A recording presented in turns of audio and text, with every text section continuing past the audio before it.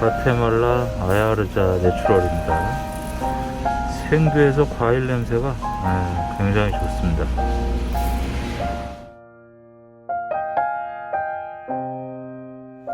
예, 반갑습니다. 양 바리스타입니다. 오늘이 2022년 10월 4일 화요일이네요. 저녁 10시 반입니다. 예, 오늘은 과테말라 블루 아야르자 내추럴입니다. 예, 아까 로스팅 한 지가 얼마 안 됐죠? 한 4-5시간 됐을까요? 예. 그리고 오늘은 이제 아이스를 마시기가 조금 좀 굳이 어거지로 마시면야 마시는데요. 날씨도 좀 많이 쌀쌀해지고 해서 좀 따뜻한 거 칼리타 웨이브 드리퍼를 이용해서 따뜻한 아메리카노 한 잔 내려보도록 하겠습니다. 로스팅은 내추럴 방식인데도 중볶음 정도 했습니다. 근데 다른 내추럴 방식하고는 저희가 이전에 과테말라 내추럴을 몇 종류 취급을 했었던 적이 있었죠. 뭐 엘사랄도 그렇고, 지금은 잊혀져서 기억나지는 않지만 몬데로소도 있었고, 몇 가지, 지금도 몇 가지 종류 있죠. 근데 그 중에서 유독 희한하게 이 녀석은 볶음 강도가 내추럴 방식인데도 조금 있습니다. 중볶음 이상 로스팅을 좀 해야 됩니다. 그럼에도 불구하고 케이크가 덜 익은 것들, 탄 거는 안 나오고요. 덜 익은 것들이 중간중간에 계속 그래서 나오더라고요. 그래서 이 녀석 같은 경우는 로스팅을 다 끝내더라도 좀 후가공, 손을 좀 많이 타는 녀석입니다. 그렇다고 그래서 그거 귀찮다고 강볶음으로 로스팅을 해버리면 또 좀 그렇죠. 그래서 중볶음 이상, 강볶음은 아니고 중강볶음 정도 되겠죠. 17단계로 분쇄하겠습니다. 땅콩 냄새가 납니다. 아주 고소한 견과류 땅콩 냄새가 납니다. 꽃향기도 좀 많이 나고요. 아주 좋습니다.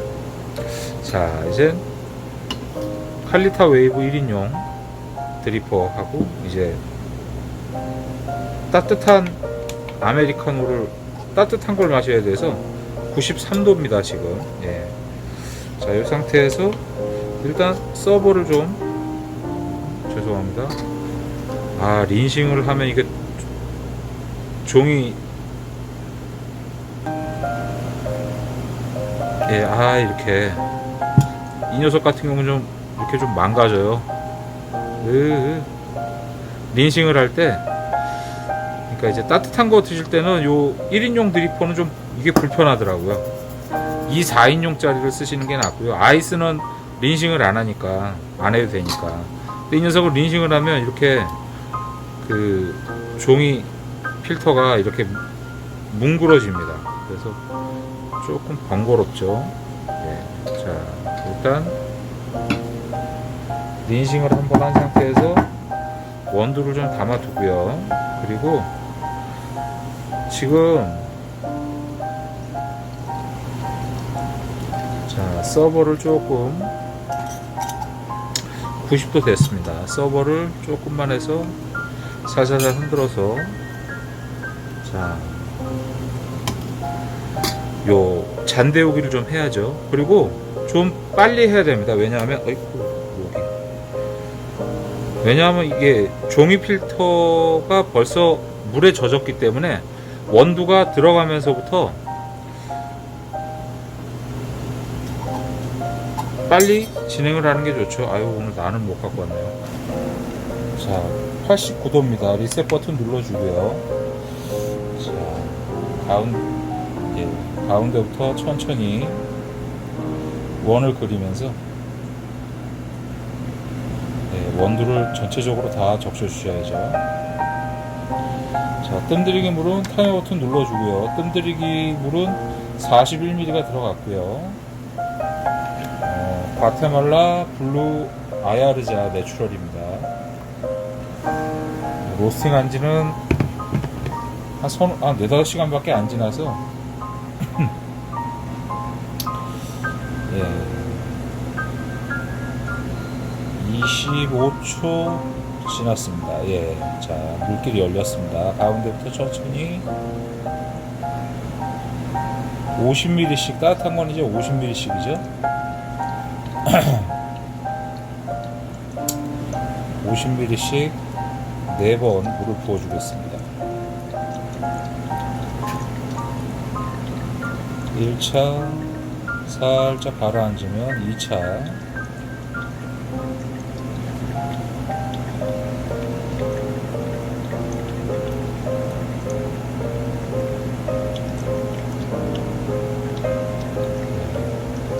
차에서도 살짝 가라앉으면 피어요.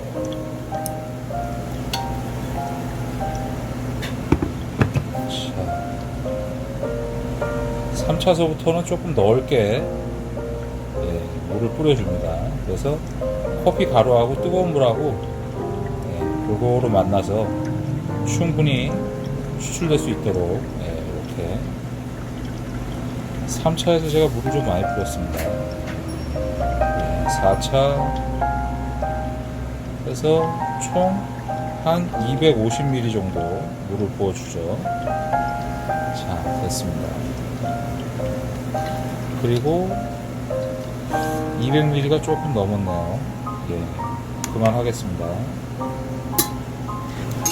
이 상태에서 잔대우기 물은 따뜻한 잔대우기 물은 버려주셔야죠. 자, 잔대우기 물은 버려주고 데워진 잔에 살살살 흔들어서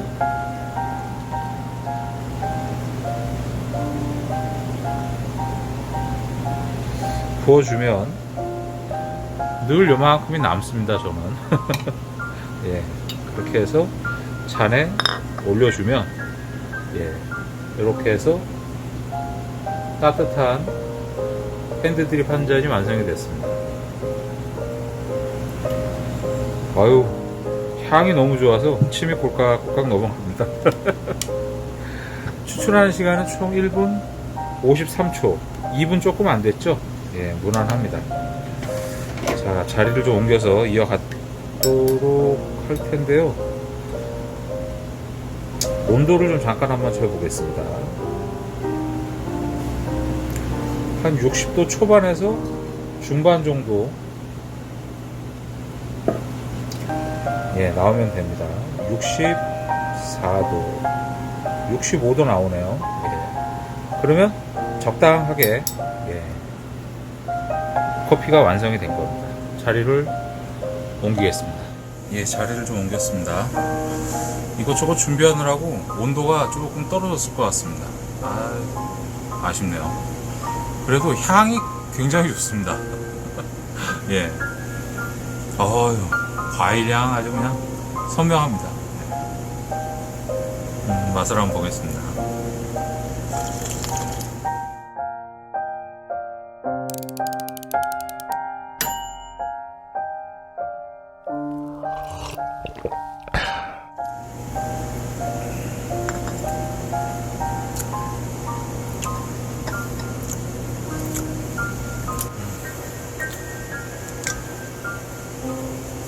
향이 좋아서 그런지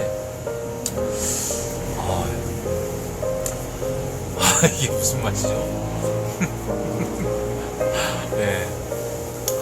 풍미에서 달달함도 느껴지고요. 아무래도 볶음 강도가 좀 있다 보니까 바디감이 좀 있습니다. 그래서 향이 좋은 건지는 모르겠는데 아주 맛이 좋습니다. 오랜만에 따뜻한 걸 마셔서 그런가요? 딸기 푸른 와인, 블루베리, 캐러멜, 밀크 초콜릿. 그래서 후미에서 달콤한 맛이 깔려 있네요. 와인 과일의 풍미가 돋보이는 산미. 산미가 이제 그 산미가 아닙니다. 우리가 일반적으로 생각하는 부정적, 즐겁지 않은 산미가 있고 즐거운 산미가 있죠. 제가 늘 말씀드리는 것처럼 이건 즐거운 산미인데 산미가 뭐 그렇게 높지가 않습니다. 근데 이제 또 온도가 낮아지면 어떻게 될지 모르죠. 예, 초콜릿의 묵직한 단맛, 예, 후미에서 단맛이 싹 깔려 있습니다. 기분 좋은 향기, 부드러운 바디감이 조금 있습니다. 묵직합니다. 점수로 88점이라고 보네요. 근데 이 과테말라 요 아야르자에서 나오는 커피들이 이제 몇 종류 있는가 봐요. 네, 근데 그 녀석들의 공통적으로 세계적으로 이렇게 뭐 원두를 판매하고 로스팅해서 판매하고 하는 업체들이라든가 뭐 그런 데를 제가 검토를 해봤을 때 평균 이게 88점은 이건 좀 약간 오버가 된 것 같고요. 그러니까 이 물건을 공급해주는 공급처에서 안내를 해준 겁니다. 뭐 이번 수학기에 커피 점수가 좋았을지는 모르죠. 또 저희가 판단할 수 있는 일은 아니니까. 좋습니다. 감칠맛이 그냥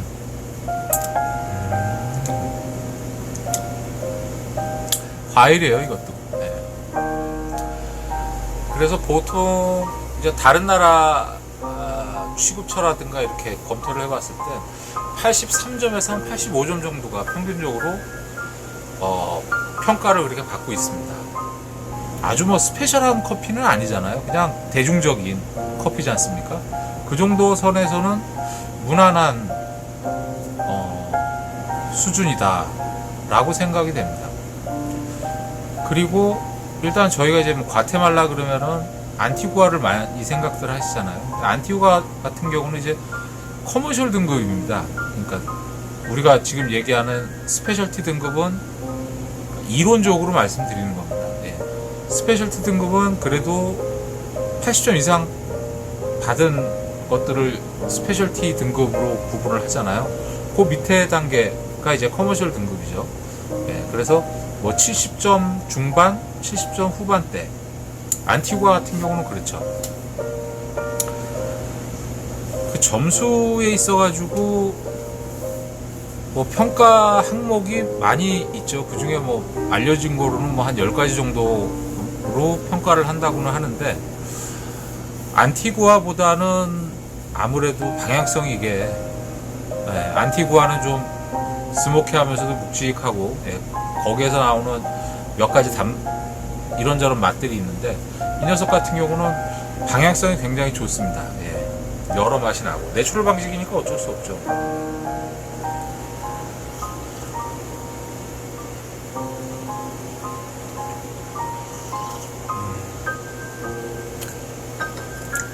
그냥 기분 좋은 커피입니다. 이 지역의 특징 중에 하나는 이제 화산 때문에 형성된 호수가 있다는 거죠. 파란 호수랍니다.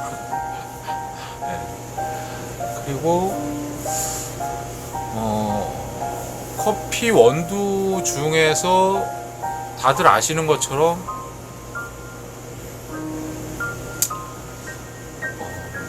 제가 표현하는 이제 방향성이라는 단어를 저는 이제 즐겨 사용을 하죠. 방향성이 좋다라는 표현을 좀 많이 합니다. 특히 케냐 같은 경우는 뭐 요즘 좋은 커피들이 다른 지역에서도 워낙 많이 나오니까 이제 케냐에 극한되는 내용은 아니죠. 이제는 해봐야 한 5년 됐을까요? 근데 제가 그때는 뭐 커피 초심자여서 많은 커피를 이렇게 구분하는 능력이 없었을 때였죠. 5, 6년 전에는 그냥 대중적인 거, 가장 다른 데서도 많이 판매하고, 일반 소비자분들이 그냥 아실만한 거, 에티오피아 그러면 뭐 얘가 제프죠. 기껏해야 그리고 뭐 시다모 한 종류, 그리고 브라질 산토스, 그리고 과테말라 안티구아, 콜롬비아 메데인, 후일라, 코스타리카 따라주, 인도네시아 만델링, 뭐 기껏해야 뭐 그 정도 선이었습니다. 한 7, 8개. 커피를 잘 몰랐었을 때였기 때문에 그만큼 제가 바라보는 방향이 좁았죠. 요만큼밖에 안 되는 거죠. 뭐 늘 그렇지만 보는 만큼 살아가게 되고 경험한 만큼 그 시야가 그 정도입니다. 예. 그래서 뭐 다양한 경험을 많이 하려고들 노력들 하잖아요. 근데 이제 그 과테말라 커피 그때도 내추럴은 그렇게 또 많지가 않았었어요. 제가 뭐 못 봤을 수도 있죠. 커피를 잘 몰랐었을 때였으니까. 그래서 근데 봐도 몰랐기 때문에 그냥 지나쳤을 수도 있고. 그렇지만 제 기억을 이렇게 되짚어봐도 그때나 지금이나 과테말라에서 나오는 커피 원두 중에서 내추럴 방식은 그렇게 흔치가 않습니다. 그러니까 찾아보려면 찾아지는데, 근데 그걸 또 봤다고 그래서 막상 주문으로 연결이 되냐, 결제를 할 수 있느냐, 그거는 또 별개의 문제죠. 아, 이런 것도 있구나 라고 그냥 인식하고 넘어가는 경우가 대부분이실 수도 있죠. 네.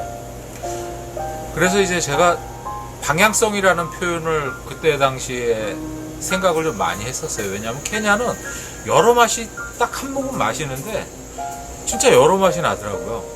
뭐 지금도 그렇지만, 근데 지금은 들어오는 커피 종류가 워낙 많으니까 별 녀석들이 다 있잖아요.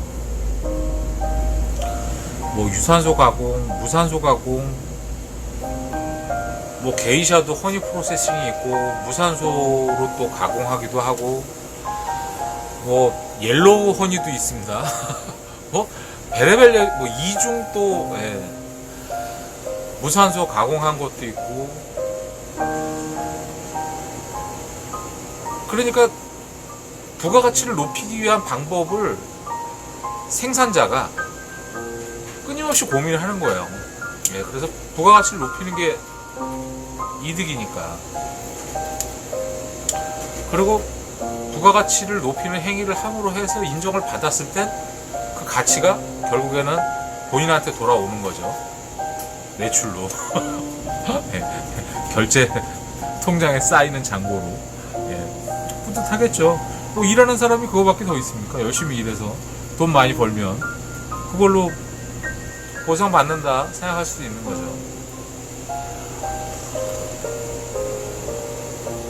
근데 이제 뭐 내추럴 프로세싱 커피 원두를 긍정적이지 않게 생각하시는 분들도 계십니다. 워시드 프로세싱으로 나오는 커피 원두를 좋아하시는 분들도 계십니다. 근데 저처럼 내추럴 방식의 커피를 또 선호하는 사람도 있습니다. 개인마다 이제 다 다른 거죠. 내추럴 방식하고 워시드 프로세싱하고 만들어지는 과정에서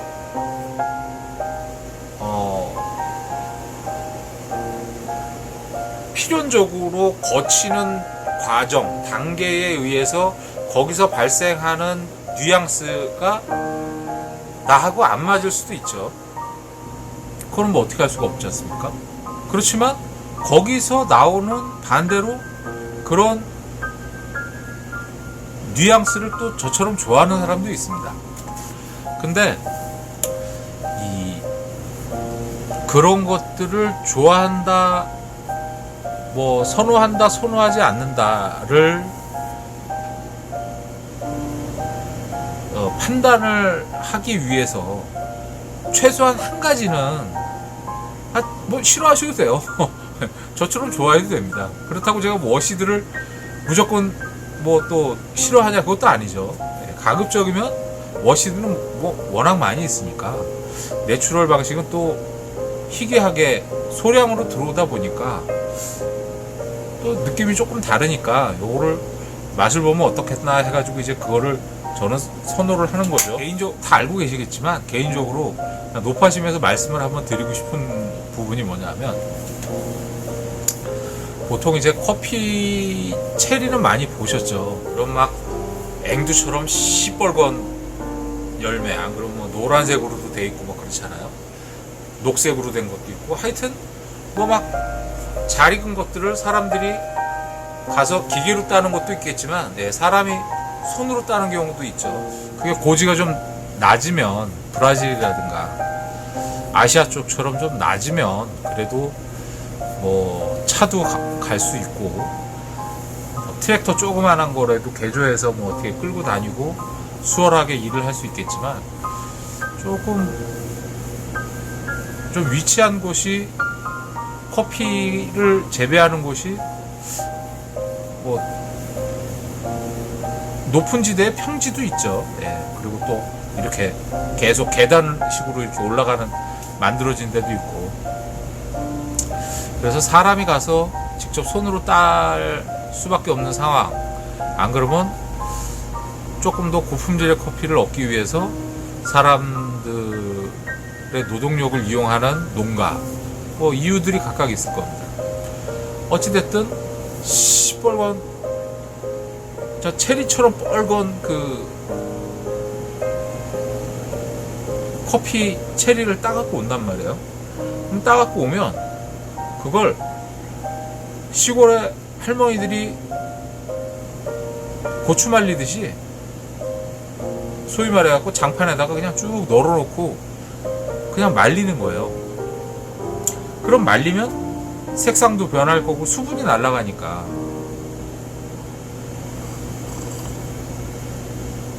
말리는 과정에서 뭐 이렇게 갈퀴가지고 이렇게 긁어가지고 잘 뒤집어주기도 하겠죠. 왜냐하면 햇볕이 또 워낙 세고 하니까 한쪽만 날아가면 그 밑에는 또 새벽이라든가 비가 온다거나 이럴 때는 습기가 차고 그러면 또 썩을 테니까 잘 이렇게 뒤집어 주겠죠. 그렇게 해서 말리고 난 다음에 그게 이제 색상이, 아무래도 수분이 날아가면 색상이 좀 변하겠죠. 네. 뭐 꺼멓게 변하기도 하고 약간 뭐 다른 색을 띠기도 하고, 그렇게 해서 그 상태에서 이제 씨앗을 벗겨내는 겁니다. 그리고 이제 그 씨앗이 내추럴 방식으로 이제 가공이 된 거죠. 쉽게 표현을 한다면. 그러면 이제 거기서 저희가 하나 유추할 수 있는 게 뭐냐면, 쉽게 얘기하면 이제 체리를 생각을 떠올려 보시면 됩니다. 체리를 그 상태에서 햇볕에, 저희 옥상에, 집이라든가 뭐 아파트 옥상에 체리들을 쫙 따가지고 쫙 펼쳐놓고, 예, 한 서너 시간마다 한 번씩 갈퀴로 이렇게 긁어주면서, 날씨 좋은 날, 비 오는 날은 안 되잖아요. 날씨 좋은 날 이렇게 갈퀴로 긁어가지고 뒤집어주면서 한 2주 내외로 말린단 말이에요. 그럼 이제 집에서도 뭐 과일도 그렇게 되는 경우도 가끔씩 보시겠지만, 이렇게 말라 비틀어지잖아요. 그러면 그게 과즙의 씨앗이 안쪽에 있고 그 바깥에 과즙들이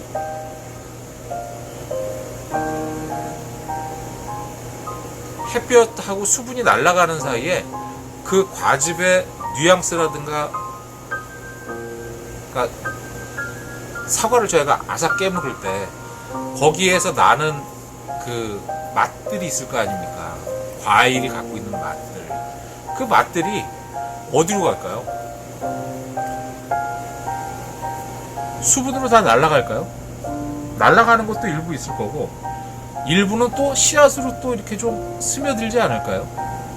그 차이인 겁니다. 예.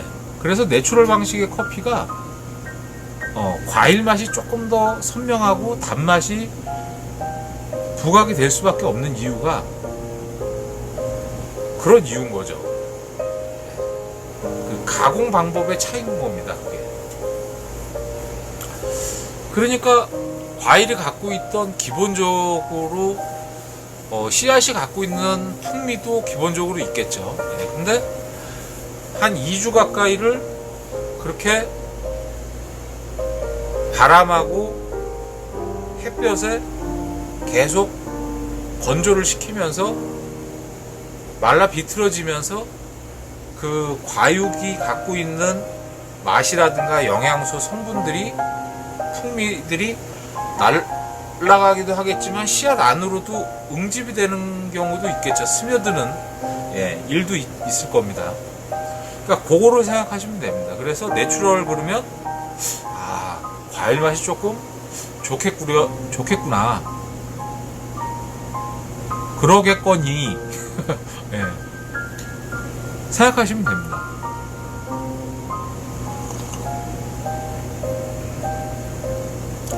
맛있네요.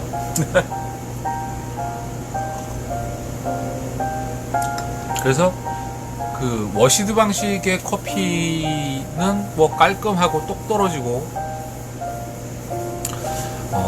좀 표현하는 바가 선명하죠.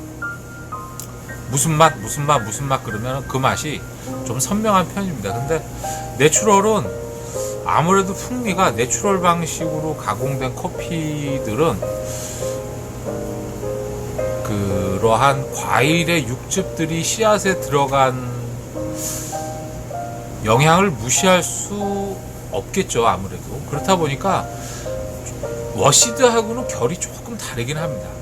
같은 아리차 에티오피아 아리차 워시드하고 아리차 내추럴하고 같은 종자지만 이렇게 가공 방법의 차이로 인해서 두 녀석이 같은 녀석인데 가공 방법에 따라서 표현되는 저희가 느끼는 감성적인 풍미는 결이 약간 다르죠.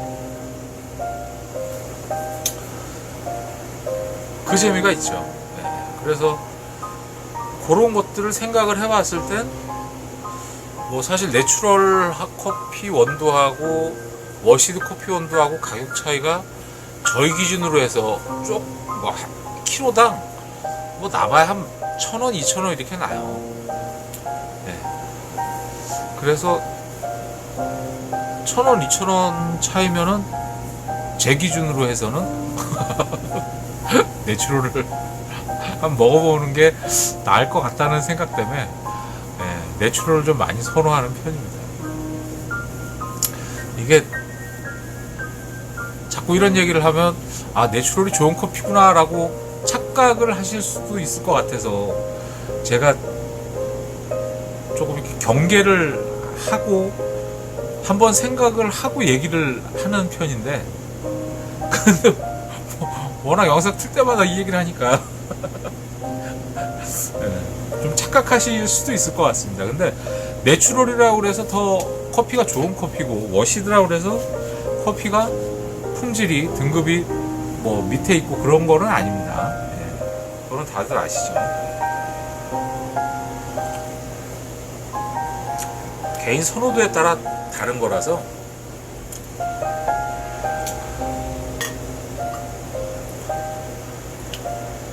풍미가 굉장히 좋습니다.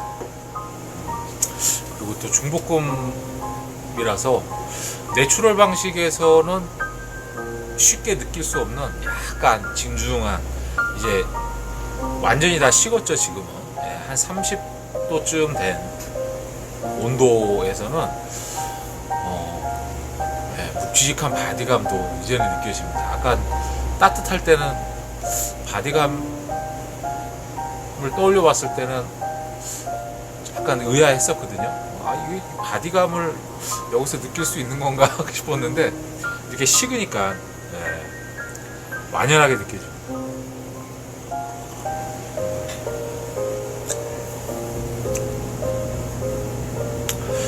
부드럽고 좋네요.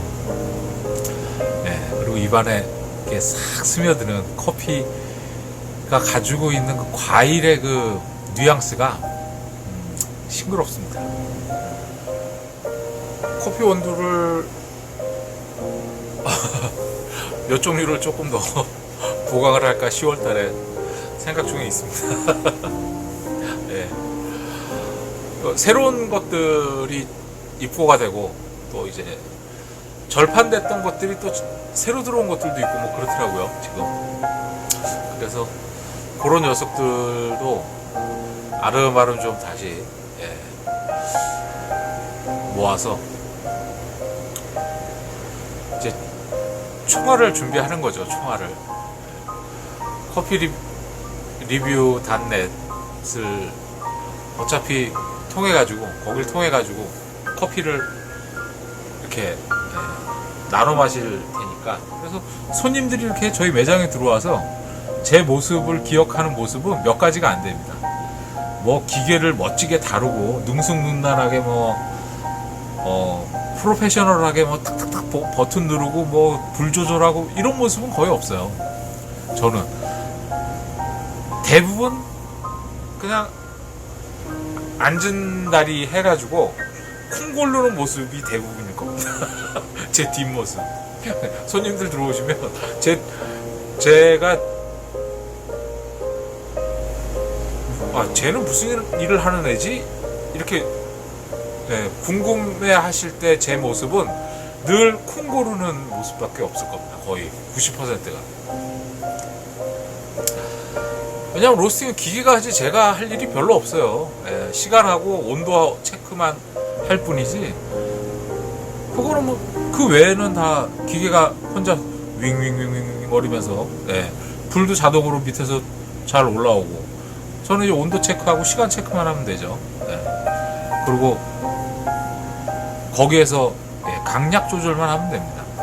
밀고 당기고 그 조절만 하면 되죠. 그다음 맨 끝에 어느 정도 로스팅이 됐는지만 확인하고, 시간 확인하고, 그 다음에 로스팅 강도 확인하고 배출하면 끝나죠. 그 다음에 해야 할 일은 없어요. 그러니까 단촐합니다, 업무가. 사실은 제일 힘든 게 콩 골라내는 거예요. 로스팅하고 나면 그 안에 들어가 있는 수천 개, 수만 개의 커피 원두 알맹이 중에서 그게 다 똑같이 골고루 익지를 않아요. 골고루 익는 원두들도 있는데 그 중에 대부분은 그래도 쓱 한번 보면 그 덜 익은 것들, 퀘이커라고 그러는데 그런 것들이 눈에 보입니다. 그러면 골라내야죠.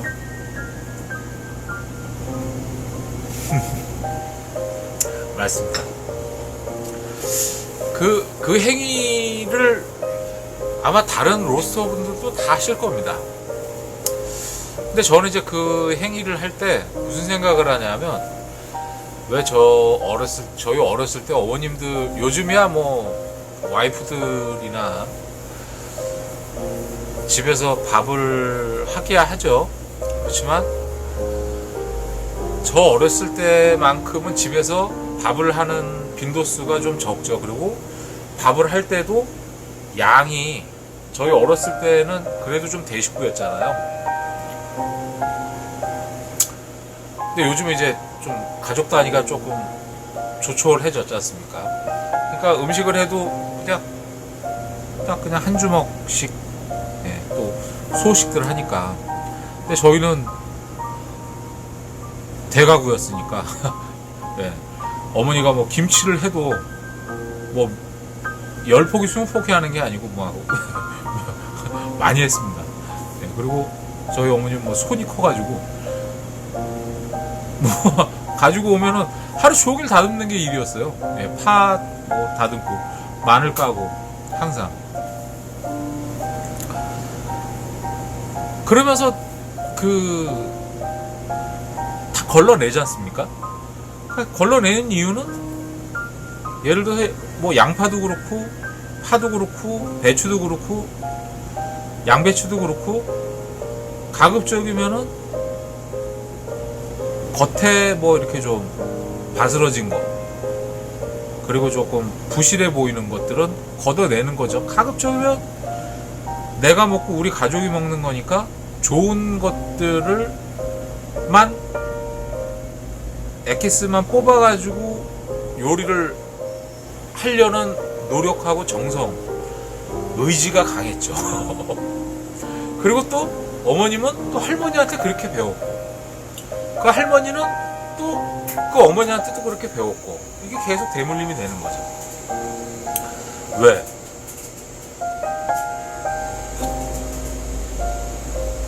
맛없는 것들은 골라내는 게 맞는 거라는 거죠. 팔을 왜 다듬습니까? 그냥 요즘에 이제 다듬어진 게 또 많이들 나오죠. 그냥 쓰면 되죠. 참 할 말이 없네. 하여튼 뭐 다듬을 데는 이유가 있죠. 그러니까 저도 이제 그런 마음입니다. 그래서 뭐 판매하는 거 하고 제가 먹는 거하고 뭐가 다르겠습니까? 어차피 저는 로스팅하고 고객분들한테 보내드릴 거 보내드리고, 남겨진 거 저는 여기서 또 제가 먹잖아요. 제 처가 먹고 또 손님도 드시고. 그러니까 가급적이면 그 예를 들어서 덜 익은 콩이라든가, 로스팅하고 나서 덜 익은 콩이라든가 개중에 또 탄 게 있어요. 그런 것들이 핸드드립 할 때 들어갈 때 긍정적인 요인으로 작용하지는 않을 겁니다. 네가 뭐 과학적으로 증명할 수 있냐? 뭐 이러면 또 할 얘기가 없으니까. 그래서 그런 것들은 좀 골라내는 게 저는 맞다고 생각을 합니다. 뭐 다른 로스터분들도 저랑 뭐 다르겠습니까? 로스팅 하는 시간보다 그래서 골라내는 시간이 더 오래 걸려요. 또 거꾸로 그런 것들을 없애는 방법 중에 하나는 로스팅 강도를 조금 더 오래 하는 겁니다. 그러면 아무래도 조금 덜 익은 것들은 줄어들겠죠, 당연히. 그런데 거기 문제가 뭐냐면 그 몇 시발 때문에 2, 3시발, 3, 4시발 갱이 때문에 나머지 99%가 오버가 되는 거는 또 간과할 수가 없죠. 그러니까 그게 참 딜레마예요. 저는 그렇습니다. 그래서 이거 조금 더 구우면은 이게 이 작업을 좀 덜 해도 되죠. 왜냐면 눈에 덜 보이니까. 근데 조금 더 구우면 저는 알죠. 이거 좀 오버됐다. 저는 알죠. 이게 조금 덜 구워졌다, 더 구워졌다. 그러면 일을 또 2번 해야 되잖아요. 한 번 더 또 로스팅 해야 되잖아요. 이번 주하고 다음 주 사이에 새로운 원두들이 또 한 5종류에서 한 7, 8종류 더 아마 입고가 되지 않을까. 그래서 지금은 이제 커피 리뷰로 해가지고 다 나눠 먹을 식량을 지금 조금씩 이제 구비해 놓고 있는 거죠. 뭐 제가 그 원두들하고 직접적인 관계가 있는 사람은 아니죠. 수입처도 아니고. 그렇다고 수입하신 분 회사에서 저희가 뭐 공짜로 제공받은 원두도 없죠, 저는. 공짜로 보내준다고 해도 돈 주고 사니까 저는 늘. 그러니까 제일 불편해요. 샘플 보내드릴 테니까 이거 한번 테스트 해봐주세요 그러는 게 제일 불편해요. 그러면 그걸 어떻게 받아요? 그냥 한 봉지 20kg, 저희는 20kg가 한 봉지니까 한 봉지 보내주세요 그러고 이제 계좌번호 받아가지고 송금 하든가 카드 결제 하든가 이렇게 하죠. 근데 그렇게 해야지 샘플 뭐 이렇게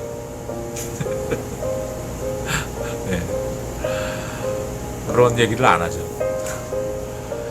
그렇습니다. 오늘 과테말라 블루 아야르자 내추럴, 이것도 한번 드셔보실만 하실 것 같습니다. 안티구아라든가 필라델피아 뭐 이렇게 좀 그 로스팅 강도들이 좀 있었던 것들, 있는 것들, 그런 것들을 이제 즐겨 드시거나 그런 것들에 대한 감흥이 좋은 기억으로 이렇게 남아 있으신 분들이라면, 그리고 또 과테말라 커피를 긍정적으로 생각하시는 분들이라면 이것도 한 번은 드셔보실 만한 커피라고 저는 생각을 합니다. 덕분에 커피 한 잔 잘 마셨습니다. 저는 또 내일 맛있는 커피 갖고 찾아뵙겠습니다. 고맙습니다.